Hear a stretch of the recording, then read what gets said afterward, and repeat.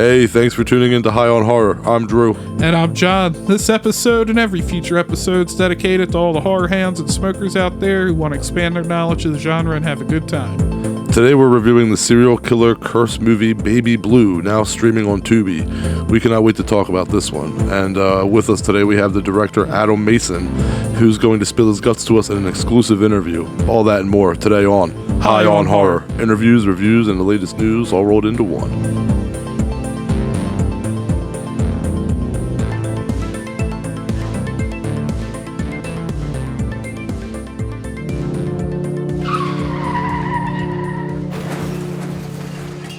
Alright, now it's time for Strain Wreck, the segment of our show that we love to start off our show with, where we discuss what strain of cannabis we're getting wrecked on. John, what do we got today, man?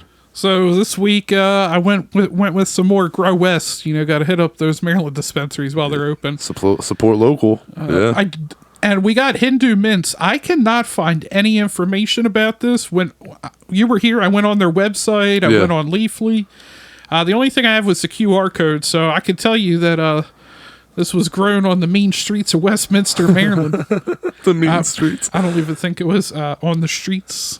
But, yeah, so we got some Hindu mints. Unfortunately, I guess we'll find out the effects. We'll be the fucking pioneers of this fucking strain. Hey, you'll write the review. Yeah, Somebody will read your review off on their podcast. And looks like we got about 23.6% THC. That's not bad. I just knocked there. Damn, you just like threw that shit down like a gangster, just like tossed it across the table. Knocked down the lighter. Go here, Josh. Oh man, I fucking had to hear that noise.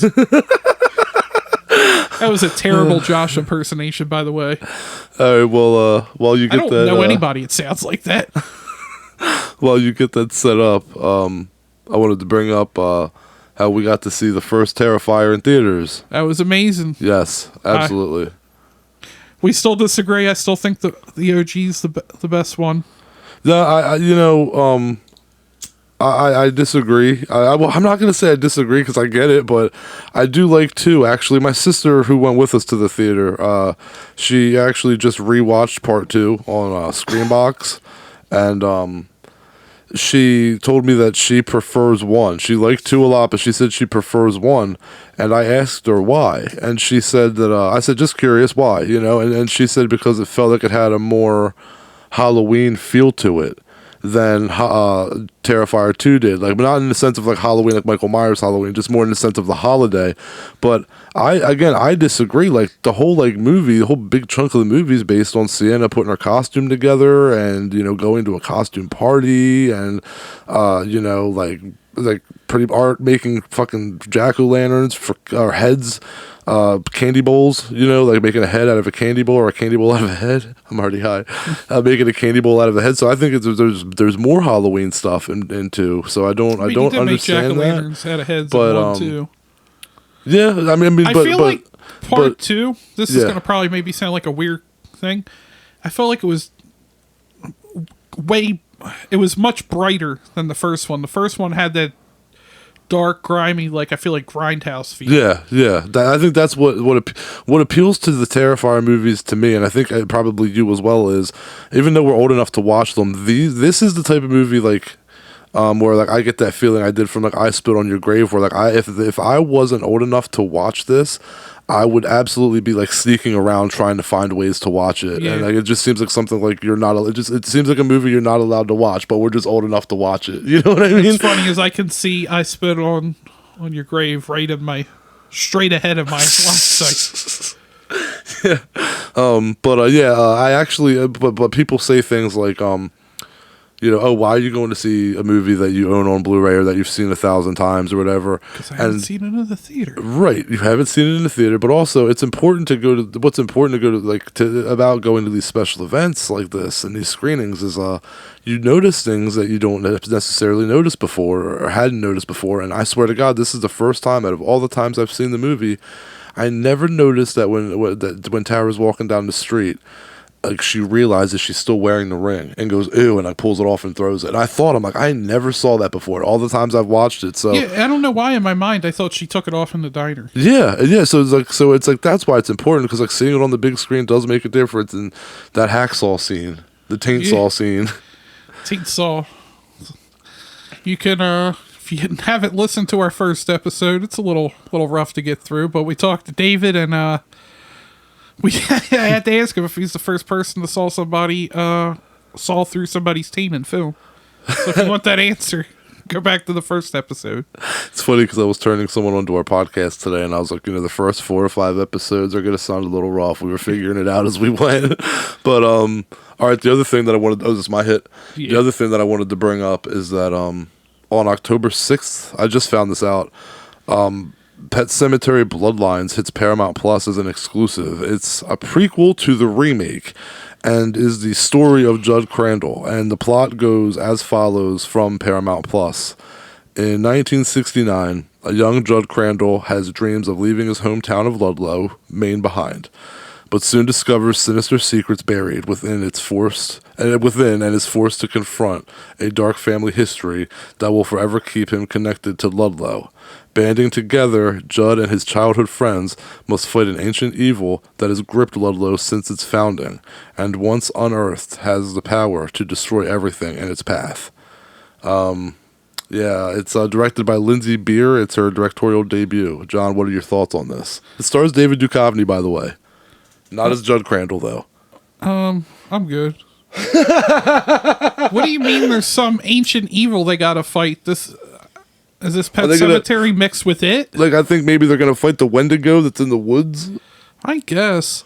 And also, why does this have to strictly be a prequel to the sequel? Exactly, it could be that was it. Prequel to the original as well. Forget that the shitty remake happened.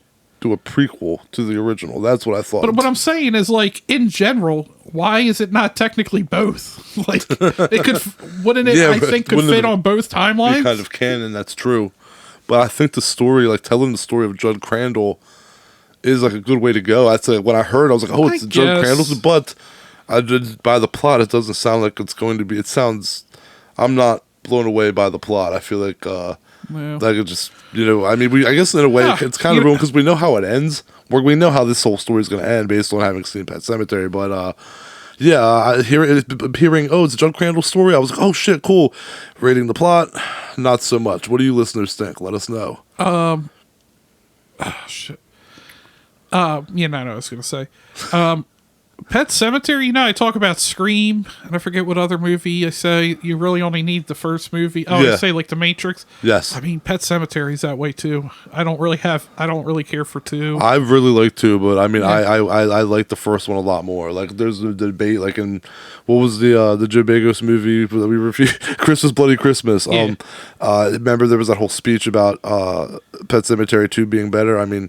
Nah, I strongly disagree. I love Pet Sematary too, but maybe it's because I watched it growing up. But I wouldn't mind if it was just part 1. I don't think part 2 adds anything to it, but I don't mind watching it. Yeah, I'm gonna preemptively give Pet Sematary Bloodlines a 3.3. All right, well, with that, let's get on into horror history.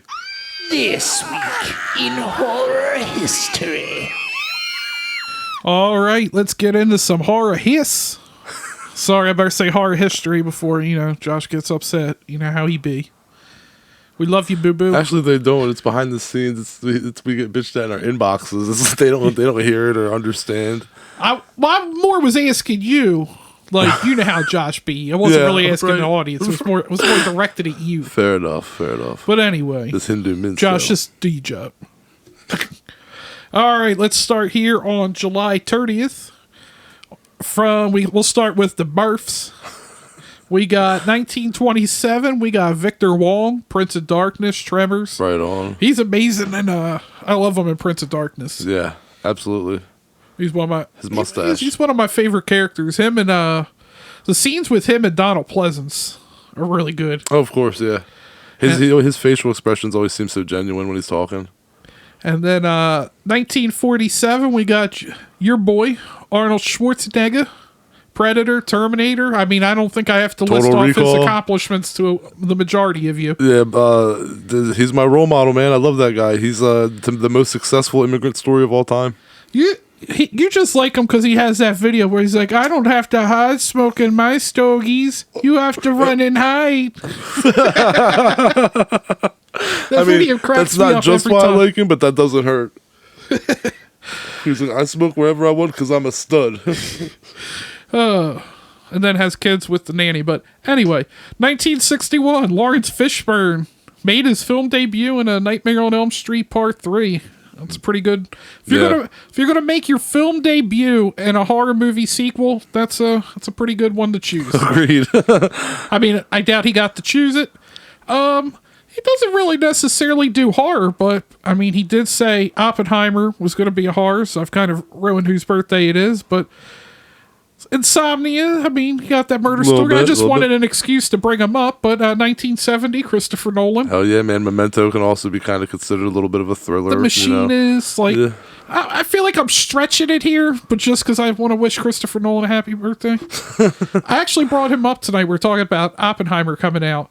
And I said, all Christopher Nolan needs to do is just have a black screen and it just say a Christopher Nolan film, and that's the trailer, and I'm there. Yeah. You don't even have to tell me.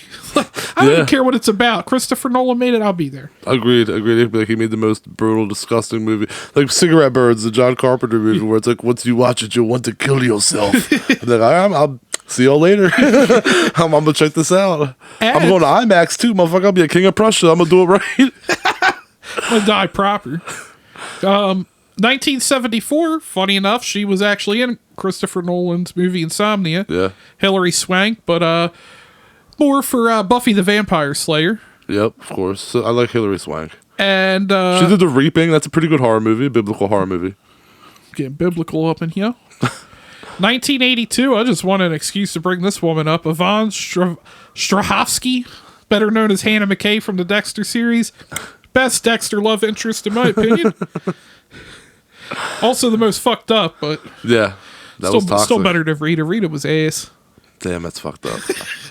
R.I.P. I liked Rita, man. The problem was Dexter got fucking married to her, and then that was season 4 when it picks up, and he's like all family man with kids. That was when it was it for him. Like, he realized what married life was like, and then the audience started to kind of turn against her. It's married life, man. That'll do that to you. That's the real killer. Dexter got fucking married, and that was it. The show went downhill after that. All right. It did though. But sorry. Yeah. Now we'll move on to the sadder aspects, some deaths. 2007, Ingmar Bergman was 89 years old. Seventh Seal, Devil's Eye. Yeah. 2014, Dick Smith was 92. Did the effects on a lot of movies, and I'm just touching a couple here. The Exorcist, Scanners, The Godfather. That's not horror. Once again, like Christopher Nolan, I just want to bring up The Godfather. Well, one thing though I want to say about The Exorcist that's crazy is that if Dick Smith did the makeup on Max von Sydow, and I fucking grew up watching The Exorcist. And I might have mentioned this to you before. I grew up watching The Exorcist, and I always fucking thought that Max von Sydow was fucking old. So did I. And then you find out that he was like a young guy in the movie, and that it was just fucking makeup that made him old. And then you see him as an old man in Star Wars. And you're like, oh my god, he looks like he did in The Exorcist, like all those fucking 50 years ago. It's insane. And from 2015. The hot rod, Roddy Piper, was 61. I think he was having hip surgery or something. Just it happened recently. But yeah. Hell Comes to Frogtown. They Live. Yeah, he's a legend. Did he do like Pro Wrestlers versus Aliens or something? There was like some weird movie. I'm sure he did. Pro Wrestlers versus something. I can't remember. The movies, we have Mothra from 1961. Nice. Swamp Thing from 1962. You mean 82? Oh, shit. 1962. Holy shit. So I didn't see that one. I got glasses on and I misread that. I didn't see that one. It's not a typo. I put 1982. Yeah, I just wanted it to be 62 for some reason. The Blair Witch Project, 1999, and The Village from 2004. I just wanted to say I love Swamp Thing, man. He's still one of my favorite comic book characters. I think he's one of the most underrated comic book characters. And the show with Derek Mears is amazing, man. You really need to watch it. Like I uploaded it on your Voodoo. Yeah, I saw. Supposedly James Gunn is doing like an R-rated Swamp Thing movie, and I think if you see that show, you're gonna agree. Like it should just be like an R-rated version of the show. Like it's awesome.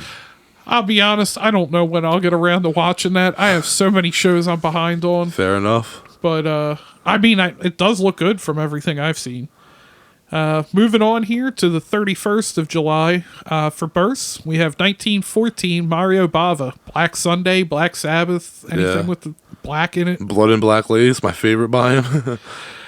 And 1956, we have Michael Biehn, Terminator, Aliens. Although I guess I shouldn't have put Aliens because I saw a post earlier today on Facebook and somebody was like, the best horror movie of all time. And I'm like, that's not really a horror. I wouldn't Horror, action, I can see how it's horrific, but yeah, it's more action sci-fi. It's definitely different than the original Alien. The original Alien I'd consider just pure horror. Yeah, agreed. 1962, Wesley Snipes from all three of the original Blades. Hell yeah, the best ones. And deaths, I included this one just for you. 1987, at the age of 81, Joseph E. Levin. He was responsible for Godzilla in America and also produced Santa Claus Conquers the Martians. That's funny. I actually have I've watched Elvira's movie Macabre's doing Santa Claus Conquers the Martians several times, and that movie is fucking terrible, but it is funny as hell. And for films here, we have The Lost Boys, 1987. And then 5 years after that, another vampire movie, Buffy the Vampire Slayer. And then 2009, we have The Collector. Yeah, two vampire movies, Lost Boys and Buffy, man. That's, same day, 5 years apart. So I'd have seen both of them. And moving on to August 1st, for births from 1896, Erie Kennan, House of Frankenstein and House of Dracula. Nice. No deaths, thankfully. We got some films. Abbott and Costello Meet Dr. Jekyll and Mr. Hyde. Never saw that one. Never saw that one? No. My dad was... I seen them all because, as you're well aware, my dad got me into Universal Monsters. Mm-hmm. But my dad also absolutely loved Abbott and Costello. Like, we had a ton of Abbott and Costello stuff on, like, VHS tapes. Like, not just these horror movies, but, like, just all Abbott and Costello stuff. Like, my dad loved them. So, I have seen that one. I don't think I said the year, but it was 1953. 1954, we have Rear Window. That's probably my second favorite Hitchcock movie after Psycho. I fucking love Rear Window, man. Destroy All Monsters from 1968. Godzilla Love. And then this one we've done an episode on that I don't think there may be more, but we're at least one of the few that did a 35th anniversary for Friday the 13th, Part 6, the best Friday the 13th, including all the original, just best ever. There's no dispute and dissentence. And that was from 1986. And Spawn from 1997. Still love Spawn, man. Animated series and the movie. I still love Spawn. I love the comics. Man, what was it about, like, the 90s that you had, like, these violent movies that kids like shouldn't have been watching, but we did. Right. But then we also had the cartoon that was honestly violent for the like Batman, Spawn, like even the X-Men. Like some of those were some pretty violent cartoons. Especially Spawn. Yeah, Spawn had like a sodomy scene in it. You're like, whoa! I remember my mom got pissed when she saw me watching that. She's like, what the fuck are you watching? Moving on here to August 2nd for births, we have 1914 Beatrice Straight. She was in Poltergeist and in Wes Craven's Chiller. And then our next birthday, 1939, Wes Craven himself. R.I.P. man. Imagine how many movies he would have made if he was still here. Yeah. By now. It was either hit or miss for him, it felt like. Yeah. I mean, I agree with that, but still his hits were pretty good. Pretty damn good. We'll be getting to, I think, a couple of his movies later down the list. 1953, Butch Patrick. Butch Patrick? Played Eddie Munster. 1970, Kevin Smith. Of course you'd mention him. I mean, hey, I got a better reason than Christopher Nolan. At least he did Tusk and Red State. Those qualify, I'd say, maybe more than anything Nolan's done, probably. Okay, yeah, I'll agree, for sure. Although, those scarecrow scenes in Batman Begins were pretty horrific. Yeah? Oh, yeah, for sure, definitely. And then, rounding out our birth list here, 1977, Edward Furlong. Speaking of Pet Cemetery too.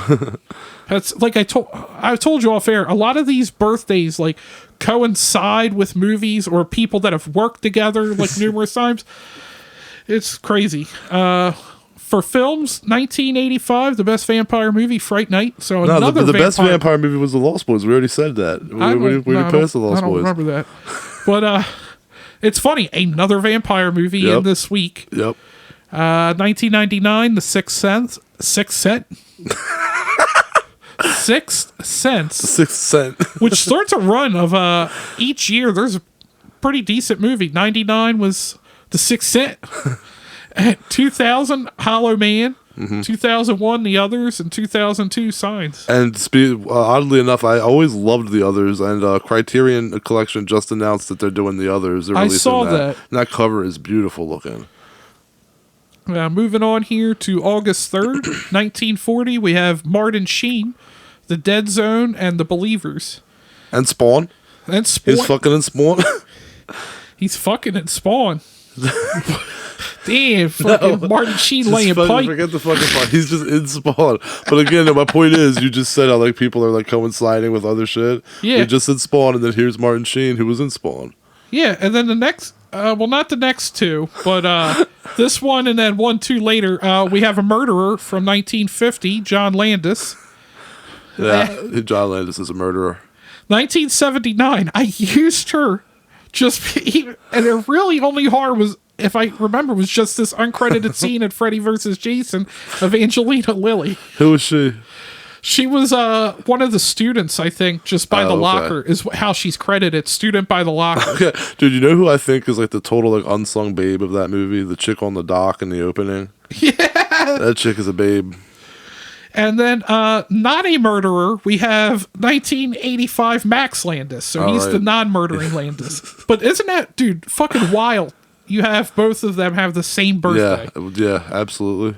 Deaths, we have in 1942, James Cruz, 58. He was in the title role in the 1912 version of Dr. Jekyll and Mr. Hyde, or as I typed it in the notes here, Hyder. I don't know why I put an R on that. 1983, Carolyn Jones. She was only 53. She was the OG Morticia. Oh, shit, yeah. House of Wax, Invasion of the Body Snatchers. And for films, we had Piranha, 1978. Godzilla vs. Mechagodzilla from 1999, but it was filmed in 1993 as Gojira versus Mechagodzilla. Yep. And we had the rebirth of Matra. Are you a fan of Matra? Damn, it's fucking Hindu mints. Yeah, blame the Hindu mint. I always blame the weed. Why would I take credit? Rebirth of Mothra from 1999, which was filmed in 1996 as Mosura. So a lot of Godzilla and Mothras. Yeah, they like August. Oh, damn. That's kind of fucked up. It's around the time the Atomic Bomb got dropped. Oh, shit. Speaking of Oppenheimer. I wonder if that was done on purpose to, like, coincide with it, to be like, since that's kind of, the whole idea behind Godzilla. And, like, I wonder if they actively chose the same month.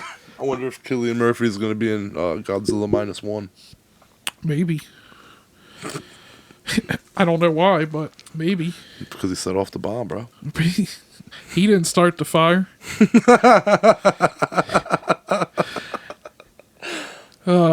Moving on here to August 4th, we got birth from 1918, Yoshifumi Tajima, Rodan, Mothra, King Kong versus Godzilla. Another one. Damn. 1944, Richard Belzer, The Puppet Master, Species 2. And also, like, how many years on Law and Order? Like, different versions. right. 1955, Billy Bob Thornton, Chopper Chicks in Zombie Town, and Grizzly. It ain't got no gas in it. I'll leave it at that. I'll leave it at that. Films, we got White Zombie, 1932. Hollow Man, 2000. And I say this, I think, probably every time I bring it up.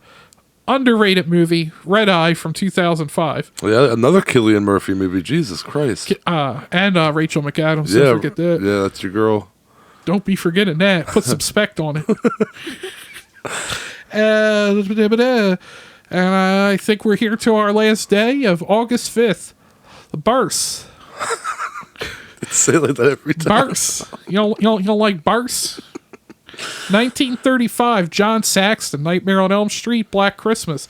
Again, another tie back to Wes Craven. Yeah. And now, we just mentioned Black Christmas, 1941, Bob Clark's birthday, Black Christmas. Who John Saxton was also in. Yeah.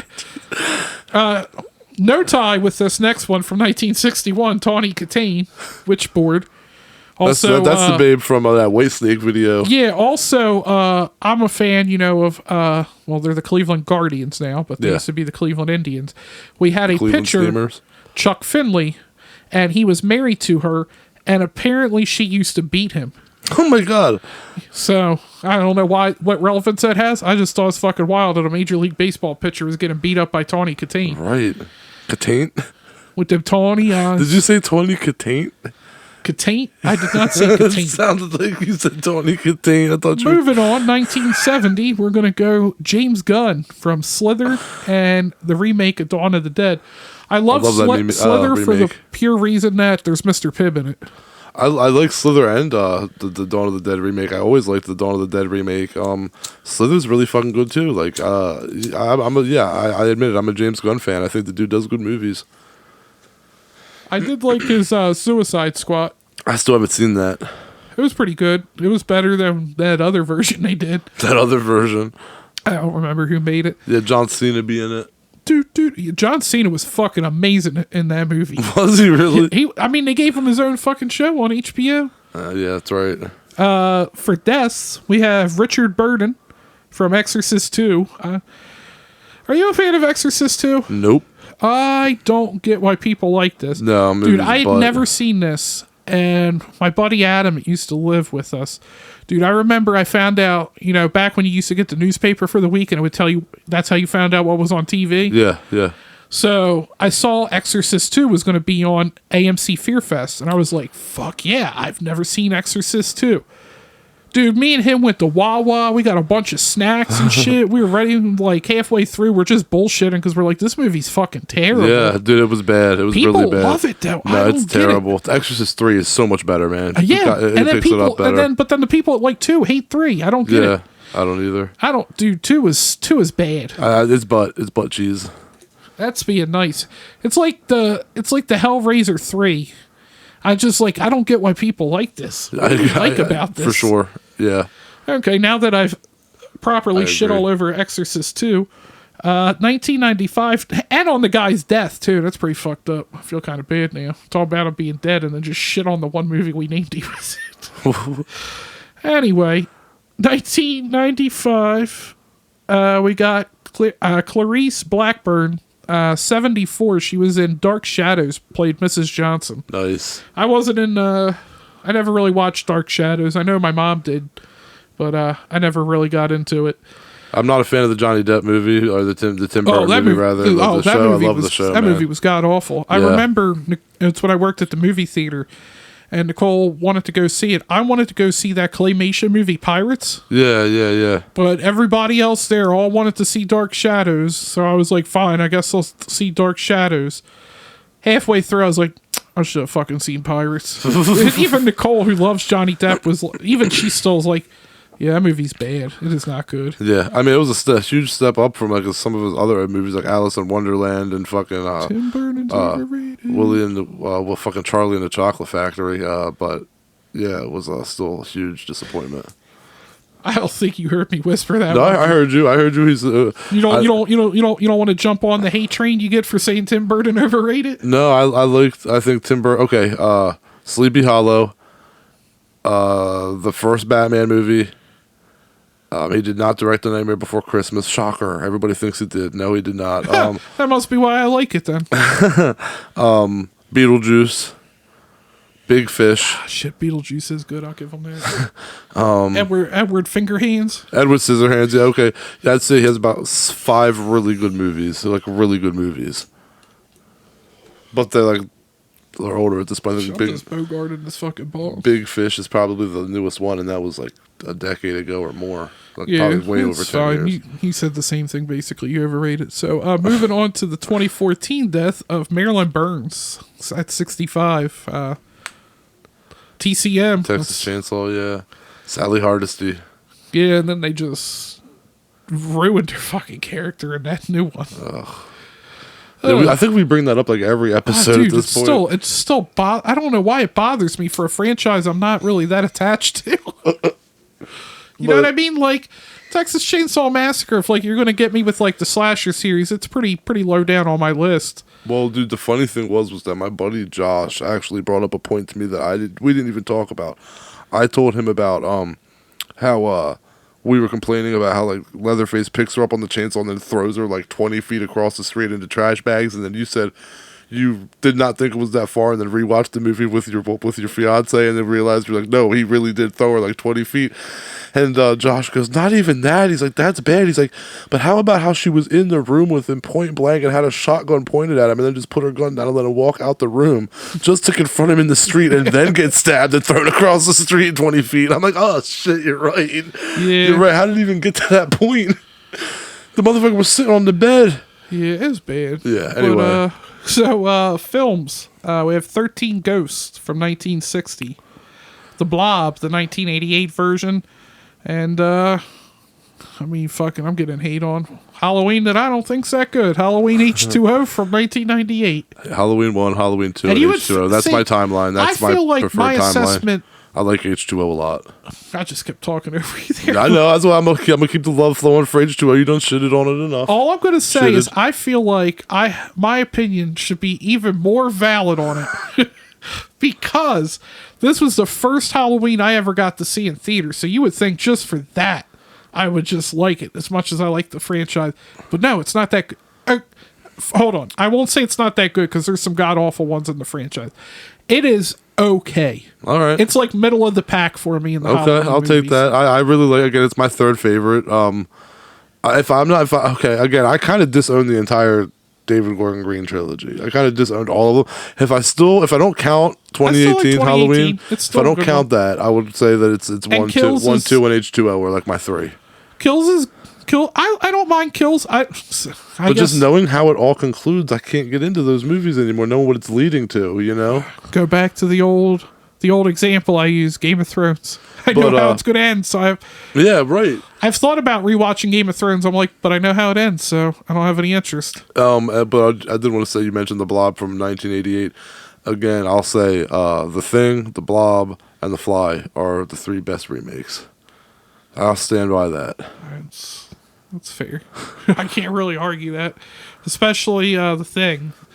I mean, you could just say... Obviously, that's number one. That's number one in everybody's I don't even think book. it's... I know somebody will get mad. I don't even think that's controversial. I don't see how that is not the best horror remake. Yeah, it should be. I think it is universal at this point. Just like I say, like, one of the best remakes of all time, Scarface. Yeah. That was a remake from, that's 1930s version. They just changed Italians and bootlegging to Cubans and cocaine. But I think that'll about wrap up horror history. I guess now we can get into some Puff Puff Ask. Yo, man. Puff, puff, pass. It's time for Puff Puff Ask, the segment of our show where we read off messages that you listeners write into us on social media at highonhorror420 and through email at highonhorror420@gmail.com and the website at highonhorror.com. I did that shit all in one breath. That was smooth. I'll start. Wendy Baker emailed us and asked, what are our thoughts on the Nun 2 trailer? All right, I'm going to go first. I'll make this short and sweet. I say this about... first of all, I will say that I love James Wan with a I love James Wan with a passion. I really do. All of his movies, just about, I absolutely love. I still haven't seen Aquaman, but I mean, all of his movies, Death Sentence, Saw, Dead Silence, The Conjuring, the first Conjuring, the second Conjuring. I really, Malignant. I really like James Wan. I love the first two Conjuring films. I dislike the first Annabelle. I loved Annabelle Creation. Annabelle Comes Home was eh. The Nun movie was eh.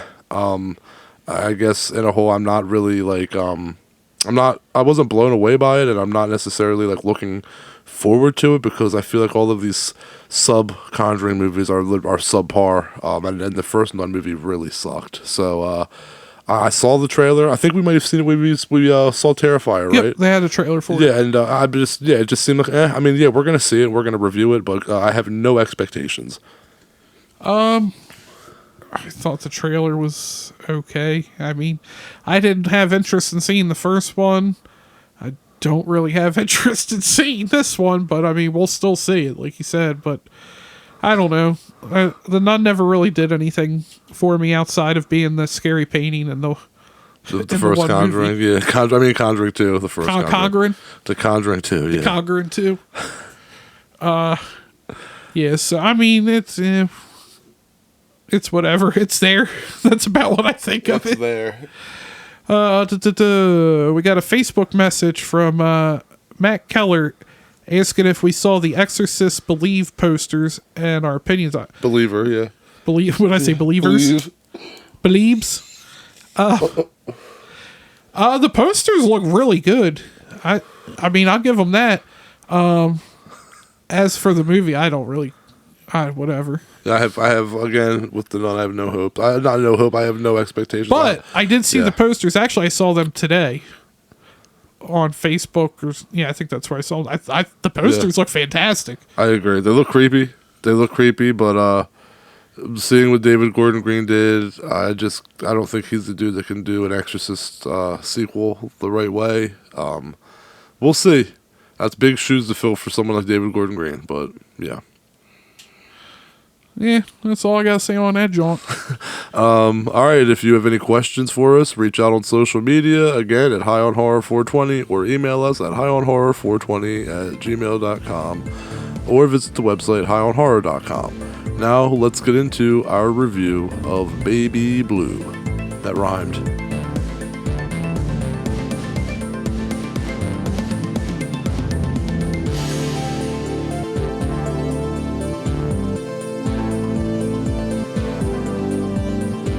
All right, Baby Blue is a 2023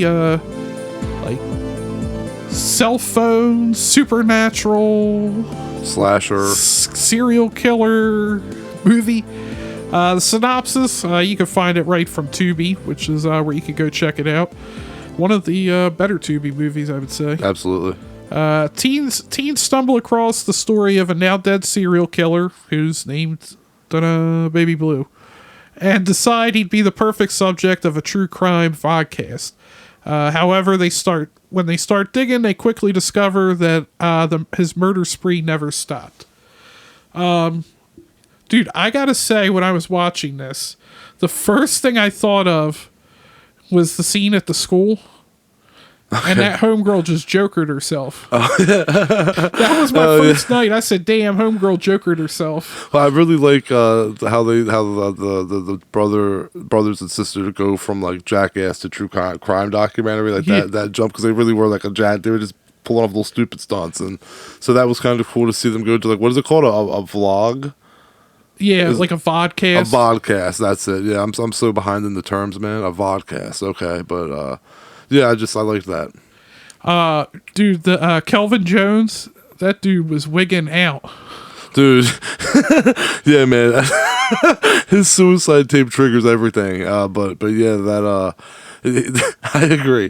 Definitely. I thought of the Eliza Lamb Cecil Hotel thing like right away when I saw that. Oh, dude, that was the first thing, and it was funny because you bring that up in the interview, and like when I was going to write my questions out, I was looking at yours to compare, and I thought, I was like, oh man, the Cecil Hotel, yeah, that's a good one. Fuck, Drew figured it out too. I'm like, damn, that means I ain't as smart. Like everybody probably just figured that out. I ain't as smart as I think. Because like it definitely seems like that video from the Cecil Hotel. Like, yeah, it's kind of enacted the same way. It's strange behavior on the elevator. Yeah. There's not too many of those kinds of videos that creep me out, but the whole time, like, I've watched those videos of her, the actual videos from the Cecil Hotel, not Baby Blue. Like, watching those videos, man, like the Netflix documentary, I legit would get goosebumps in my hair. Yeah, you just know something's wrong. Something's wrong. Yeah, something's off. And you can ask Nicole, I'm the kind of person that's kind of like, oh, like, somebody had a schizophrenic break, and she might have, but just the way that it's portrayed through the camera, like that shit still creeps me out when I see it. Like you could tell she's literally terrified of something. And Kelvin and is she definitely might have just like had a schizophrenic break, but just like to her, it's real, and it makes it feel real to me. Yeah, you like, feel just even talking about it, man. Like that video fucking bothers me. And that's why when I saw Kelvin, I thought, I'm like you said, like, whoa, he's wigging out. Like this dude's like something's wrong, you know. And then we see that dude just commit Harry Carey, and you know, like that's when it's like I said, that triggers everything, man. Yeah, and also his final words were pee poo on my car ride. That shit had me dying. You're right, but that was hilarious. What about one of my favorite lines in the movie? You're a Jordan Peterson fan, aren't you? Fucking Serious Arnold is a slobbery bastard, isn't he? Yeah, he is. And Baby Blue, 32 men and women. Like, oh yeah. Not only is the dude like one of the youngest, but like the most prolific serial killers as well. He's like I think they say that he is like he has like the highest body count. Like he's the biggest body count serial killer. So yeah, and he's the youngest. I think I wish I didn't say that now because I'm like, damn, I don't remember. But I know he was the youngest. But I think his body count also might have been like the highest. I'm not sure. Don't hold me to that. You'd think I'd know having watched the movie twice, but that eludes me. Yeah, I mean, 32 is a lot. And the funny thing is he talks about, like, he goes through and talks about, like, how all these different serial killers were stupid and that's why they got caught. Yeah.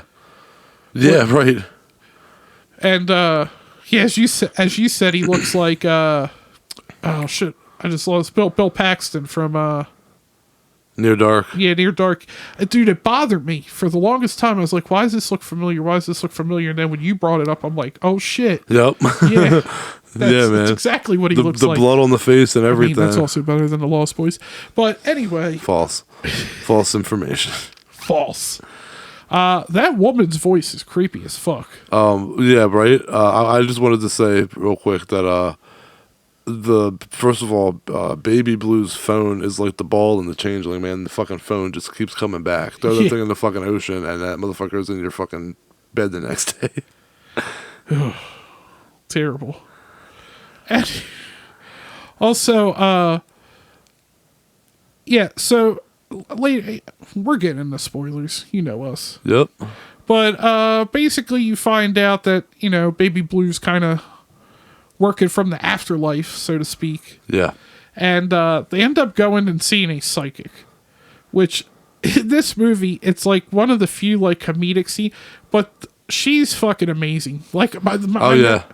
Dude, her reaction after the possession and just goes huh, I'm highly susceptible to demon possession. And just like, it's just like it happens all the time. Right, she's just over it, shakes it off. And then her fucking Woodstock story. So yeah, sucked every cock on the block, right? Yeah, that shit was hilarious, man. And but yeah. Oh, go ahead. I really liked the whole thing, like you had said about how Baby Blue was more like it's like a it's a curse, right? It's like you watch his suicide tape and then you commit suicide, but you're not. It's like when you find out, you don't just like see people behaving strange. You actually see what they see, and they are seeing Baby Blue. Like he's haunting them from beyond the grave, like putting knives in their hands, like essentially like, you know, making them do shit, getting in their heads. And in a way, it's not really suicide, right? He's making them kill themselves, like, you know, in ways that they don't even know they're killing themselves. Some willingly, some not, you know, and so it's like he's actually just continuing his body count from beyond the grave, which I think is, like I said, why I think he had the highest body count in history, because it's like he's even adding to it, so it's even more than we actually think it is. But the only way we need a judge, like, after your heartbeat is ceased, your kills don't count. Right. Well. The only fucking way known to survive Baby Blue is to be strapped down and fed through a tube, or as we later find out from August, like knocking yourself out on the sink works too. You know, you can't kill yourself if you're asleep, I guess, right? But yeah, it's pretty fucked up, dude. The whole scene with the dude with the dude fucking being strapped down and his eyes and shit. Ugh. And what about Obama breaking turds down by hand, bro? What the fuck? And that's not even maybe the grimiest thing of all. That's right. That's fucking that I love treat. I love how Alice just dropped the cookie as soon as Mama brought up how she brings like the solids down by hand in the toilet. Alice picked up a cookie off the plate as soon as Mama said that shit. She put it back. I cracked up at that. I mean, yeah, I would have been like, "Oh, are you serious?" Yeah, Ugh. what is up with some fucking disgusting titties in some horror movies? This barbarian. Right? They're trying to ruin breastfeeding for us, man. They're trying to fucking There's people trying to normalize it. Come on. There's people. It's like they're trying to give us PTSD. Post titty stress disorder. Oh my god, yeah, the breastfeeding. Oddly enough, scene, Josh told us that was his favorite scene. And what was? His favorite scene, Josh. Yeah. So his favorite was the breastfeeding scene. Yeah, he's gonna enjoy You took that me one. serious there for a I minute. did. I You got. let Josh, see it? I did that. Wait, we can't even get Josh to watch like a 3-minute video. Yeah, right. I don't even think he listens to this podcast. I think doesn't. he just puts it together and puts it out. He has one earbud in when he's like doing the dishes or something. And just, copies and click shit. He's like, that looks good. But one thing that I want to bring up is that I really liked how I gotta stop saying that every time I want to talk about something I go one thing I wanted to bring up, and it's like I'm just But you have multiple things. correct. So you're a liar. Right, but I really like how Oh, damn. I'm getting there's yelled another at. complaint for our editor John hitting his microphone. Anyway, I really like when Baby Blue smokes, and you can see like cigarette smoke coming out the back of his head where the gunshot wound is. I thought that was really cool. That was a cool detail. Okay, totally unrelated. Well, kind of related to that. It's all about smoking. Kids don't listen, and kids, if you're listening, you shouldn't be listening. Smoking's fucking cool. I don't care what people say. All the badass characters in movies fucking smoke. That's true. But see, there's a trade-off. You get the lung cancer, but like you look badass. The Baby Blue Until you have a hole in your throat, you got to breathe out. If you know what I mean. dude, Baby Blue's got it made when you think about it. Like, he just has like a never-ending supply of cigarettes. He's just like Yeah, dead. you and, imagine you finish a J and then there's just another J. Oh my god, that's heaven. Right? So That's he ain't in heaven. hell. Right? Maybe yeah. Then he's getting people to kill other people for him. He's living the American dream. Yeah, right. Yeah, seriously, man. But I don't know whose American dream that is. okay, so when JJ is putting the ball gag in August's mouth to like Ugh. stop him from like biting his tongue off, and best line in the movie for me, man, when he goes, I got this at a sex store, and Alice goes, like, a sex store? And he goes, well, I didn't get it in the used section. And Alice just goes, used section? Like, that shit fucking cracked me up. Like, I don't, just a used section in a sex shop is just vile to even think about, bro. They put rubbing alcohol on it. That doesn't matter, no. They use salt and rubbing alcohol. It's like, this ain't a bong. Right. Oh, man. The salt kills everything. It's got to be sea salt though. Yeah, right. Yeah, you got to get the details right. Thank you for just obliging with me. Just going, yeah, definitely. It has to be sea salt. Well, you ready to do our ratings? You want to talk more about the movie, or? Yeah, I'm good for ratings. You want to All go right. first? Yeah, I'll go first. Okay, so like you mentioned earlier about it being such a good movie for Tubi, I was taken aback by how good it is. This is the best movie that I've seen on Tubi. It's dark and sinister, in tone, but it's also playful with dark and downright straightforward humor at times. And I feel like there's a lot of tragedy, like a tragedy feel to this movie. It feels tragic. And Sure. as far as curses go, I really like that we get to know Baby Blue and see him interact with the cast, like I said, and get to see like a personality. Like, you don't really get to see Samara in the ring. You just kind of like see her crawl through the TV. You don't get to know her, and I like that you get to like Baby Blue You has get a a little bit personality. towards the end of the ring, but Yeah. not a whole lot. And in other curse movies, like I said, the reputation of the antagonist.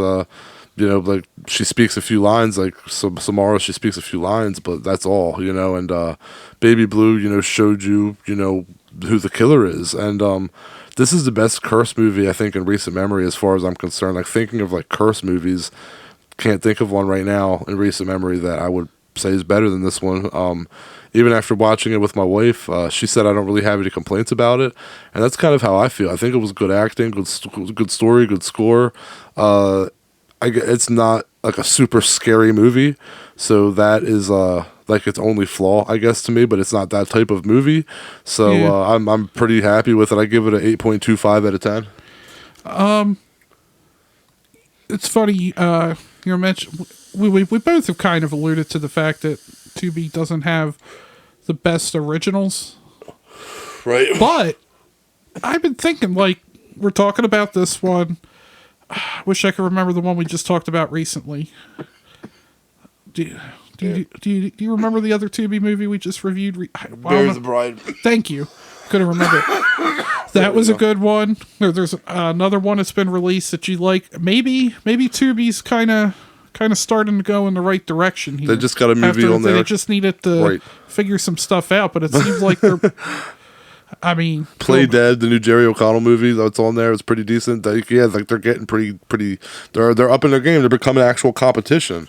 Yeah, which is nice because I mean it was kind of like. I feel like most horror fans just went there because they have a plethora of exploitation movies. Right. And people can check those out. But now, and people used to I mean, even we did, some of those Tubi originals were not good. Yeah. Oh, yeah. Oh, God, but now it kind of seems like, maybe the tide's turning on that. And maybe somebody there figured something out because they've been having a string of movies where you go, oh, it's a pretty good Tubi movie. And then you watch another one and you go, hey, this one's even better. Yeah, it's awesome. But yeah, I really enjoyed the movie as well. And also, I don't know why I get this feel from it. The only thing I can think of is maybe the mama character arc. But there was a lot of times watching it, I felt like one of the other inspirations for it was Prisoners. Like, I feel like it has a little bit of Prisoners in there. That's good. I can see that with the mom. Okay. Yeah, I kind of got that kind of feel, like kind of how it's self-aware in the movie that, hey, this is kind of like The Ring. Yeah, It's even brought up. I felt, and it does have a couple different inspirations to it, but I felt like that's one, the more I've thought about it, that I just keep thinking of Prisoners sometimes when I think of it. Yeah, everything, like you said, there's nothing to really complain about. I would give it a 7.7. All right. So, yeah, check it out. It's on Tubi. It's free, so you don't even have to pay anything. So, yeah. You have nothing to lose. It's a fun time. I mean, time if you didn't like it, but you're going to like it. So. Yeah. But you always got time to lose. Anyway, I'm done being philosophical here.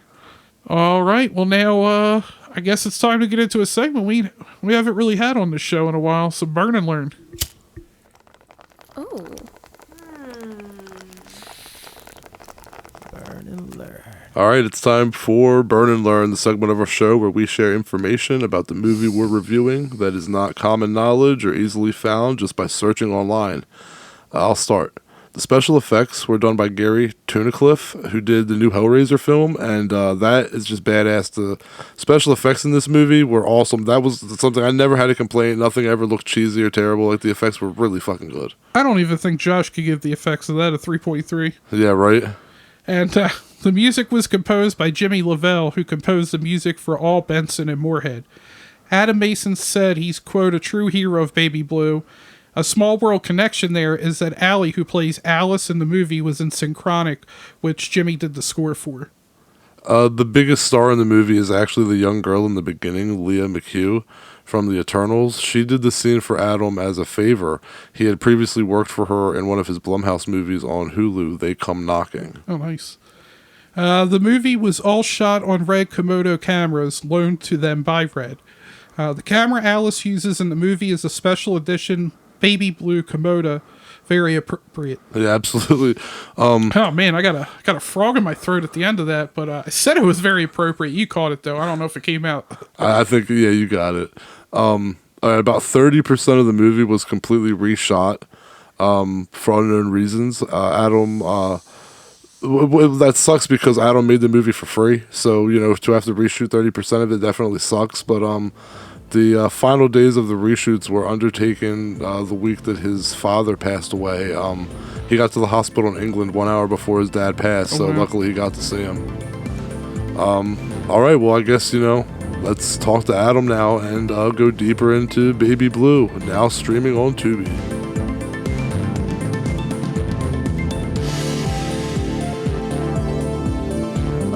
Today's guest is the co-writer and director of Baby Blue. He's also known for his work on Songbird, The Visitor, Play Dead, The Devil's Chair, Pig, and a lot more.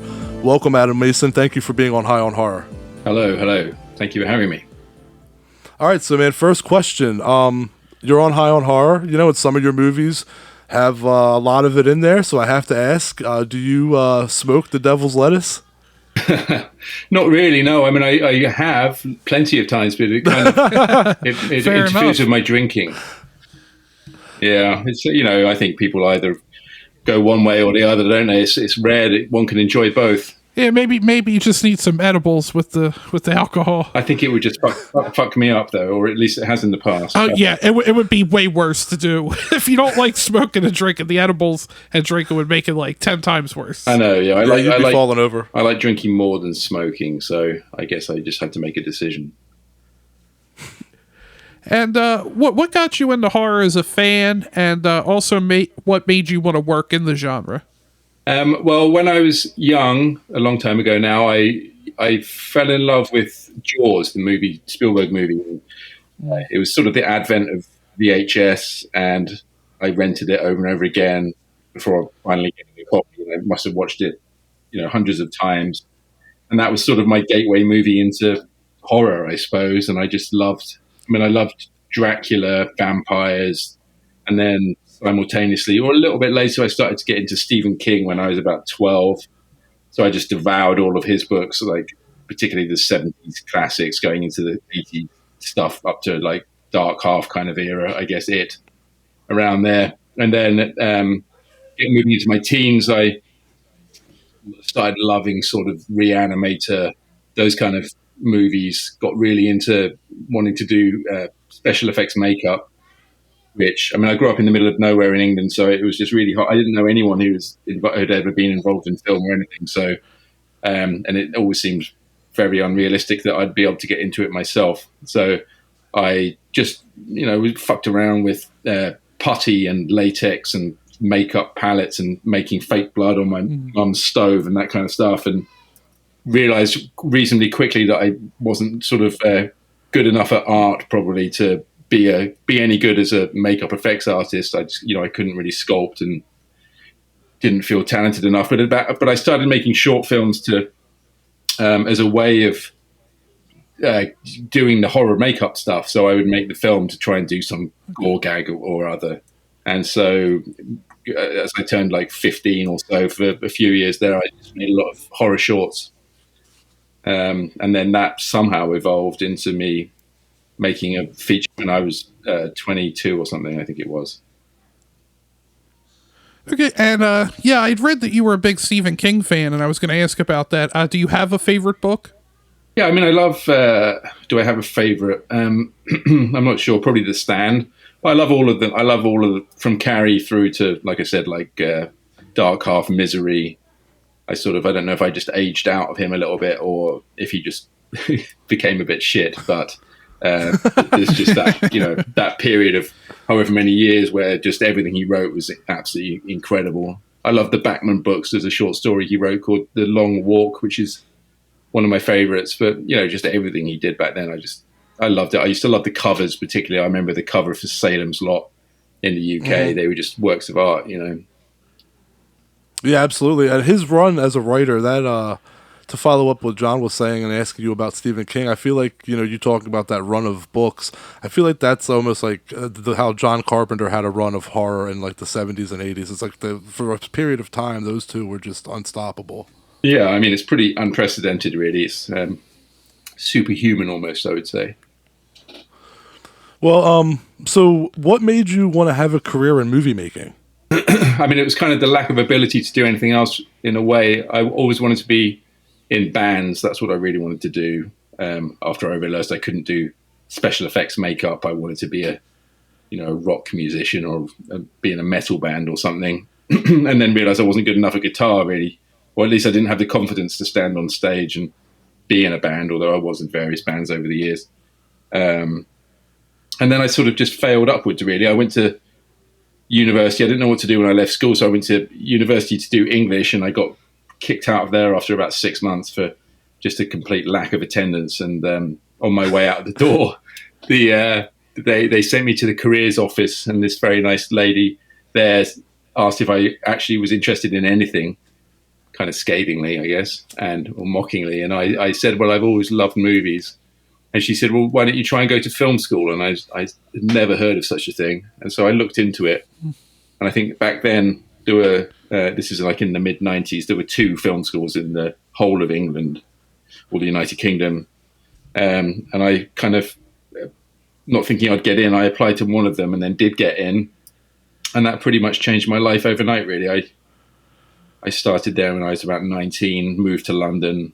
And it was just a whole amazing experience for me, suddenly meeting other people who wanted to work in film. I'd never met anyone. I mean, there's a bit of a side story there where when I was younger, I was going out with this girl who it turned out that her dad played Frank the Monster in Hellraiser. And it was the first, and it was the first time I'd ever been starstruck in my whole life. And I still love Hellraiser so much. And so to me, meeting someone who'd been in a film that I worshipped, like I worshipped Hellraiser, and then this lovely gentleman, Oliver Smith's his name, and he kind of was I've had a few mentors over the years of people who kind of looked out for me and helped me along my way, and he was the first and introduced me to all of his friends, actor friends in London and so on. And so I started to hang around those kind of people, and I kind of fell in love with the lifestyle as much as anything else. I just never was someone who was ever going to get a job or anything like that. Particularly, I've tried and failed many times and been fired more times than I can remember. And just one way or another, I kind of fell into it, really. I just kind of kept going, and I never stopped. It wasn't like I had some mad belief that I'd be any good at it or anything. It was just something that I really loved, and the more I did it, the more I enjoyed it. And it's the people, I just love the people that I've got to work with and collaborate with over the years.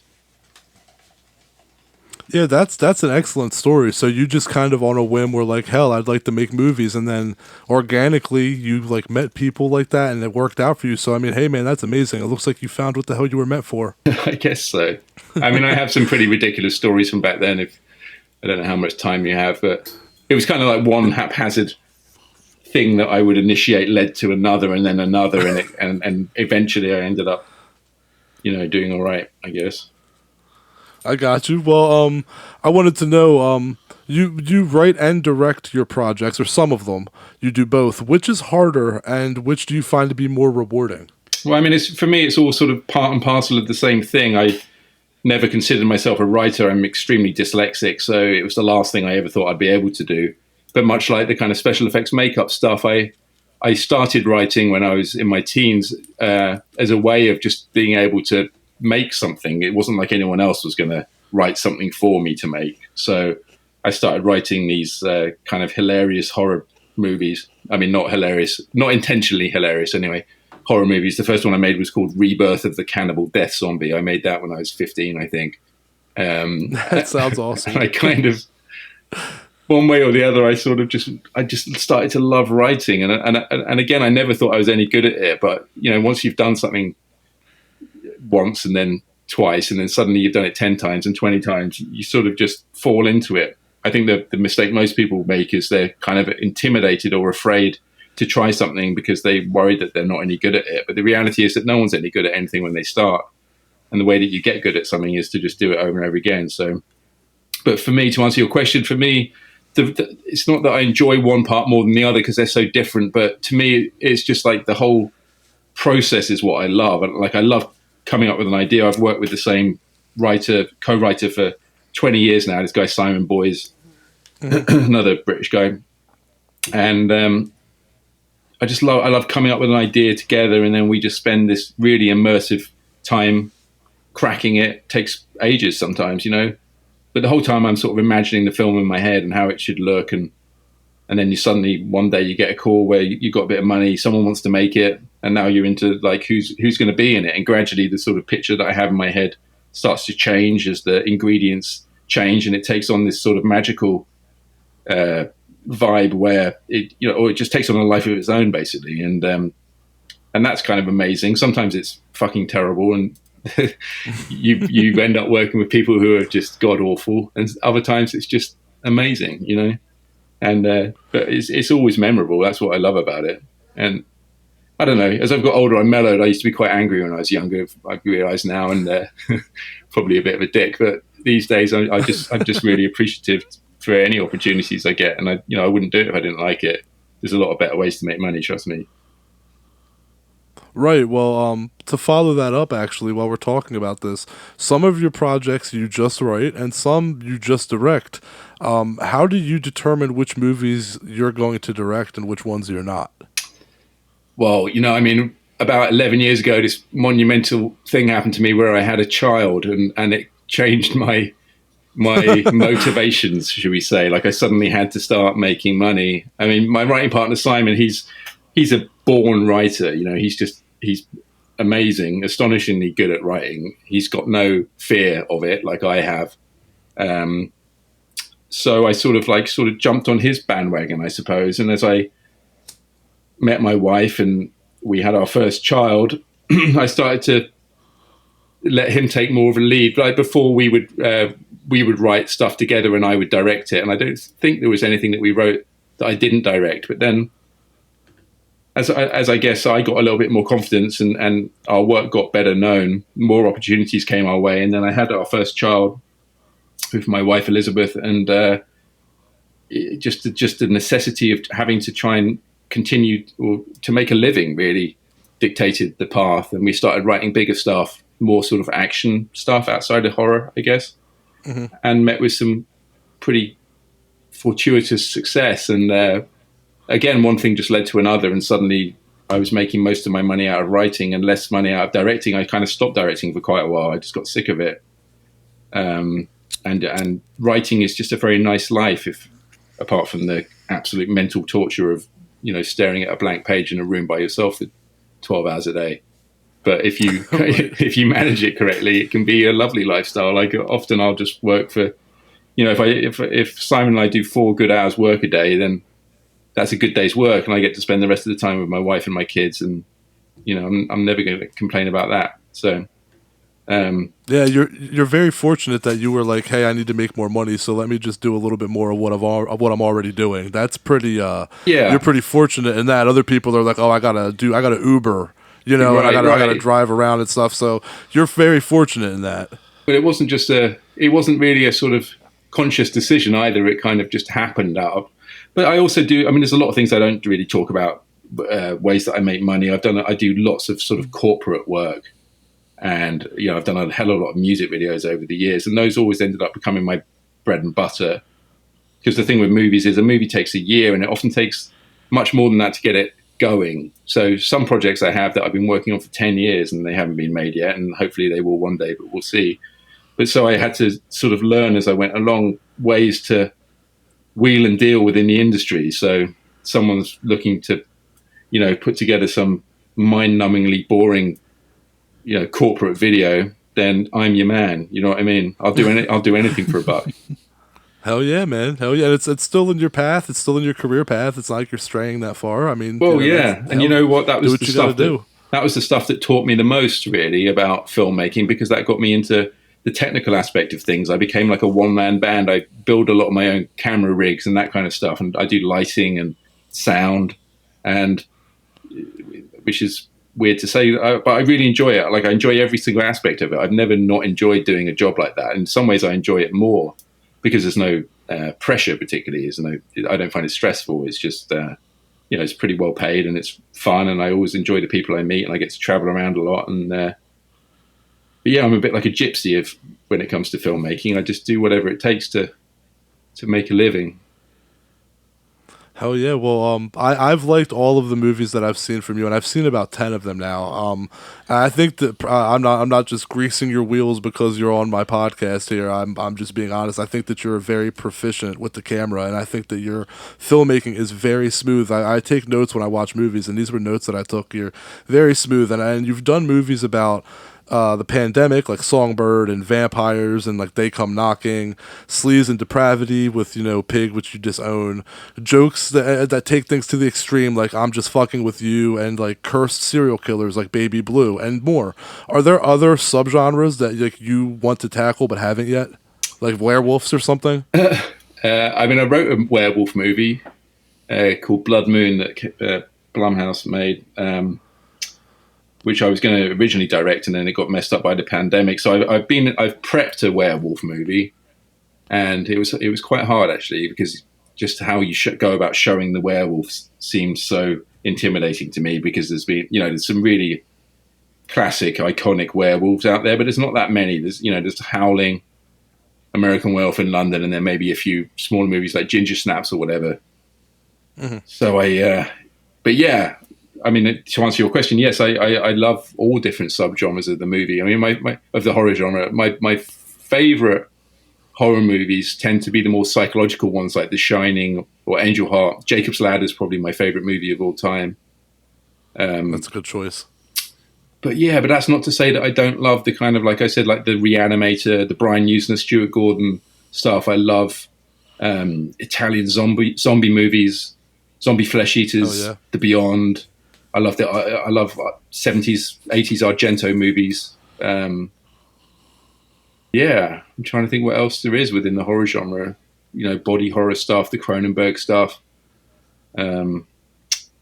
That'd be cool to see you do like a Cronenberg type of movie. That'd be pretty cool. Yeah, I would love to. I would love to, really. I mean, it's not like whenever I try to set out and do something, it tends to not happen. It always is the things. It's always the things that I expect not to happen that happen. Do you know what I mean? It's weird. Yeah. I totally understand. That's life, my friend. Exactly. So I've learned to just go with it. Really, I'm just completely open. Like something comes my way, and like if it floats my boat, then I'm up for it. Basically. Well, I just want to ask you real quickly, how intentional was it to have Baby Blue look like Bill Paxton in Near Dark? Yeah, I mean, I thought it was, to answer your question, it was 100% intentional. It was basically Bill Paxton from Near Dark mixed with Christian Slater from Heathers, I would say. Oh. That's a really good description. Yeah, but it's funny turning, I'm 48 now, so I sort of realized, oh, wait, you can just rip things off because this new generation haven't seen any of these movies. And I wanted to say the psychic is amazing. I love how she just nonchalantly is just like, yeah, I'm really susceptible to demon possession, and just kind of like shakes it off. Like, how much of that was the script and how much of that was the actor? I mean, she performed it verbatim, so it was all in the script. But she came in, and I hadn't ever seen her do it. I mean, how did she auditioned? Did she audition? I can't remember, to be honest with you. But I feel like I hadn't seen her do the part, and she just the first time she did it, like the whole room just fell silent, and then started laughing because it was pretty amazing, really. I mean, she's an incredible actress.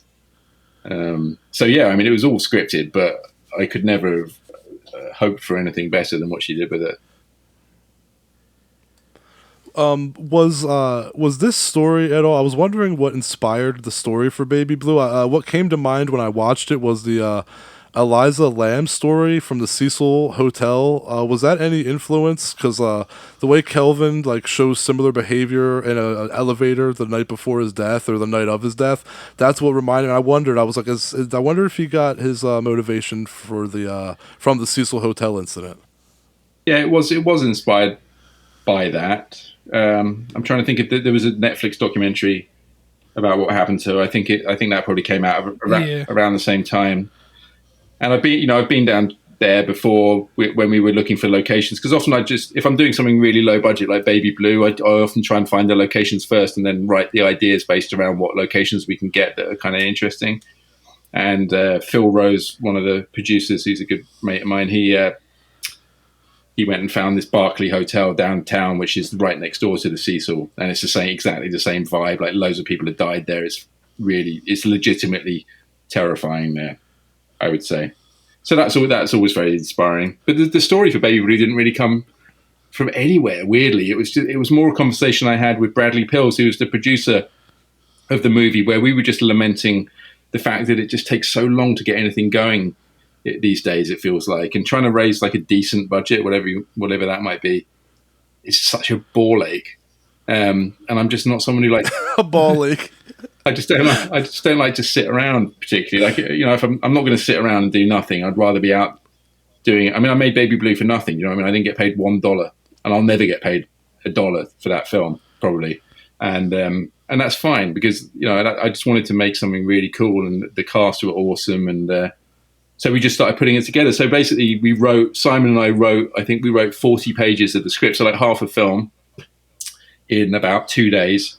And then we stopped, and we had no idea what happened in the second half. And I went and found the actors with Brad. Brad had some great connections to these young actors. Aramis Knight introduced us to all of the young guys and girls that were in it. And the next week we went and filmed it for like 4 days, 5 days maybe. And then I started editing together the first half. And once I'd edited together the first half, Simon and I got back together and wrote the second half. I mean, it was the maddest way of making a film, but it was really cool. It was really cool. So we didn't know what happened. You know what I mean? Like, the film was a mystery to us. And then we started putting it together, and some bits we didn't like, so we threw it out and redid them. And then it was a very organic process. It was very fun. Yeah, and the movie kind of has like a meta moment where the ring is brought up. And was that something that was already kind of planned with the writing, or was that just kind of something when you were writing, you're like, oh, hey, this kind of feels like the ring in some aspects? Yeah, I guess. I mean, to me, it was just funny that there's a bunch of these young kids who've never seen the ring talking, you know what I mean? Or like the Shining. I love the bit where where the psychic's talking about The Shining, and they're just like, what the fuck's The Shining? Do you know what I mean? Yeah. I did this aborted movie with a bunch of influencers couple of years ago, and like I couldn't believe I was listening to them talk, and like they literally had never heard of Quentin Tarantino. Do you know what I mean? It's such a mad world that we live in right now. Oh my god. So I mean, I was just trying to have fun with it. You know, I mean, how many movies are like The Ring? Every fucking movie's like The Ring, isn't it? Like it seems like there's only about 3 different types of horror movie these days. So yeah, and to kind of follow up on that, you said this film is kind of like a love letter to young adult horror that seems to be kind of missing in recent years. What kind of made you feel like you kind of want to spearhead that effort? Well, for me, it was just having children. Like my youngest, Daisy, she loves horror movies, and watching her get excited about watching them, it reminds me of when I was that age, like going into my teenage years. And that's kind of a really inspiring thing to me. And there's just like I said, there's a whole generation now that didn't grow up with the movies that we loved. And when you try and watch, I'm trying to think of one that I showed her recently. I don't know. I mean, I still love Serpent and the Rainbow, but I put it on again, and it's just like, oh, you know, it's not quite. It's just, it feels of its time, right? And so I just want my daughter's generation to enjoy the kind of movies that we all grew up loving so much. And if that means that I have to make a couple of them, then great, you know. Yeah, and do you think that maybe the young adult audience for horror, like nowadays with so much available, that they kind of start out with more graphic stuff than say like we kind of did with the Friday the 13th, Halloween, Nightmare on Elm Street, and maybe they just kind of start off like more with like more hardcore stuff, and they kind of maybe moves the goalpost on where the young adult audience is? I don't know really. It's I don't know. Like, what kind of horror movies are young kids watching? I don't know. Like, I mean, I guess Smile and those movies made a fortune, didn't they? Barbarian. But they don't seem overly extreme to me.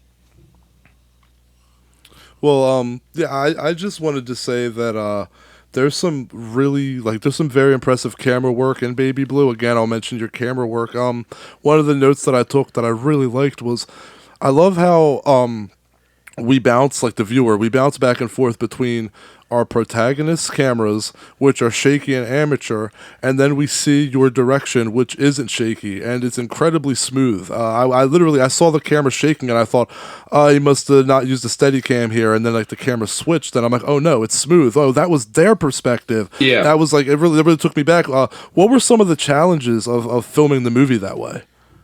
I mean, it wasn't really a challenge. It was more that we sounded out how to make the movie as we went along. Like when I had the first conversation with Brad, the producer, we were talking about doing a kind of a new found footage type thing, because it seems to me that, you know, my kids are mostly watching YouTube. I'm sure yours are exactly the same. And so we kind of thought it would be fun to do one of the movies that I grew up with and Brad grew up with, and do it for the YouTube generation. So originally it was just going to be a bunch of YouTubers and making a documentary or a YouTube video about this supposed cursed cell phone, and the whole movie was going to be shot found footage style. And I have my camera rig, so the first day of shooting, I just put that on because I was like, well, I might as well just get some coverage.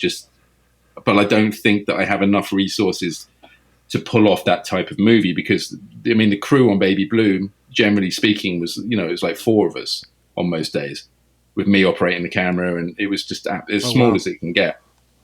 And then when we cut it together, it started off being 90% of the characters movie within a movie. But then as we went through, it's just like, oh, actually, that the other stuff is preferable in a lot of cases, and it definitely makes the film feel slicker, like you said. So as the film progresses, you'll notice that more and more it becomes like a traditional movie, and I think by the end, there's hardly any of the gang's footage. So again, it was just a completely organic thing. It wasn't particularly well thought out. It just ended up doing what suited the story.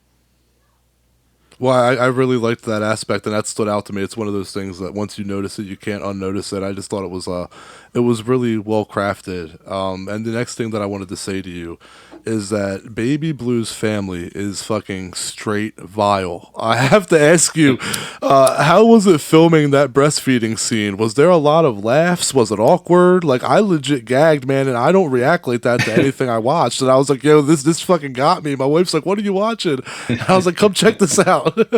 Well, I mean, I'm trying to think. That I remember that day was one of the more stressful days because it was just we were doing a lot of pages a day, more than you would on any normal movie, and there were just more moving parts that day. It was more ambitious than most of the rest of the films, I'm sure you can tell.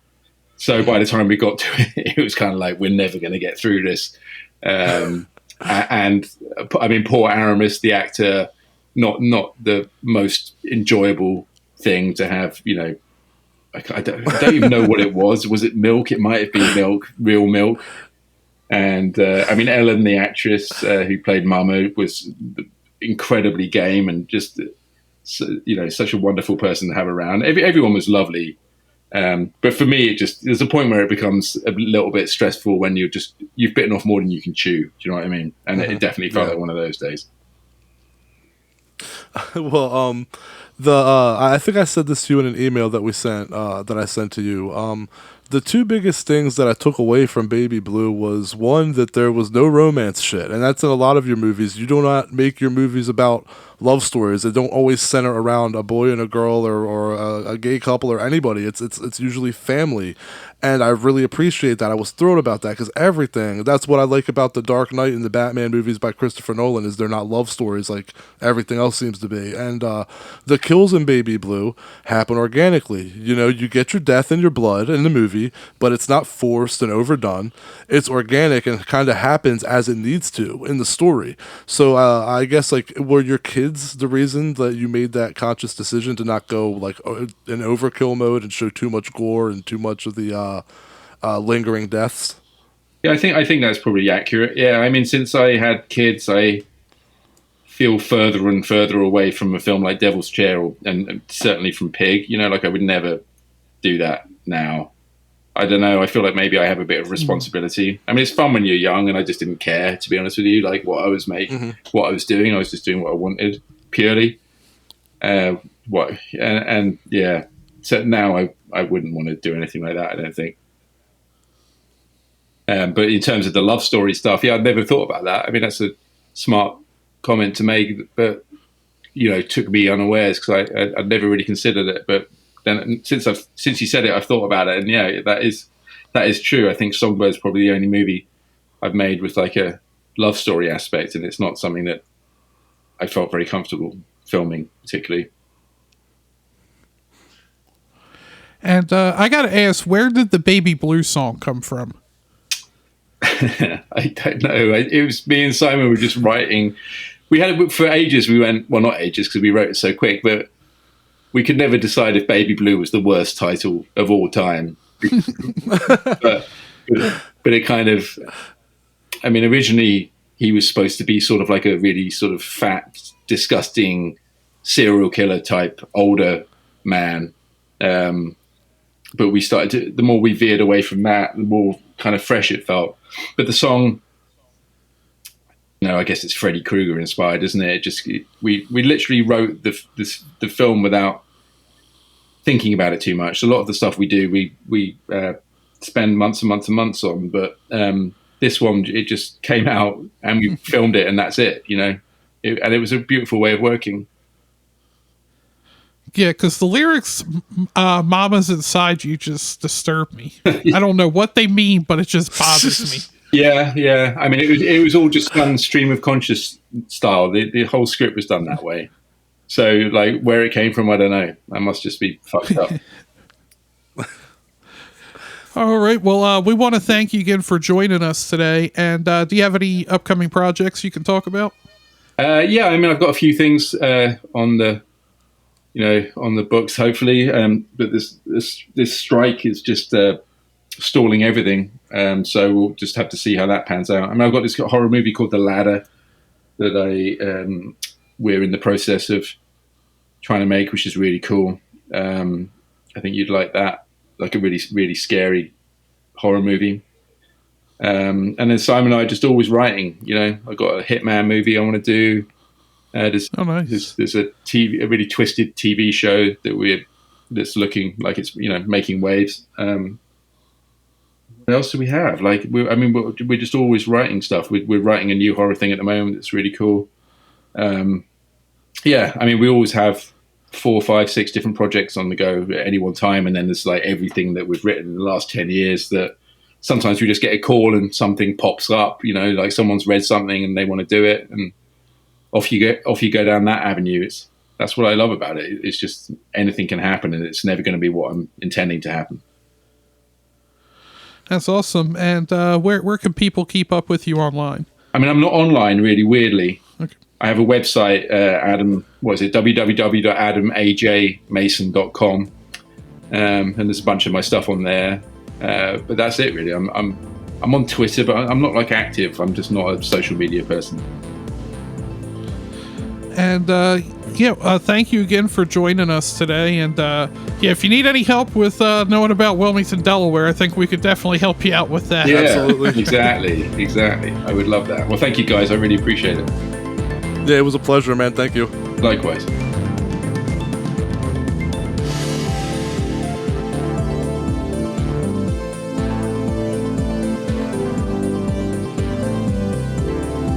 Thanks to all the horror hounds and smokers out there for tuning in. Thank you for Adam Mason again. I guess thank you for Adam Mason. Thank you to Adam Mason for joining us today. I think we've said it multiple times. We'll say it again. Check it out on Tubi. Baby Blue. It's free. It's a good ass movie. Free, motherfuckers. Watch it. Anyway, make sure to follow us online. High on Horror 420, Facebook, Instagram, Twitter, TikTok. I was going to it's going to be funny and try to include like some defunct social media, but I just Threads too high at this point. We ain't on Threads yet. Did you say Tourette's? No, I said Threads. Oh, Threads. I said we're not on Threads yet. I thought yet. you were saying I had Tourette's. No. You might though. You might. I might. Yeah, anything's possible at this point. So make sure to follow us on there so that way you can find out what our next episode is. Make sure to send us some puff ass questions at highonhorror420@gmail.com and check out our website, highonhorror.com. That'll about wrap her up. All right, see y'all next week.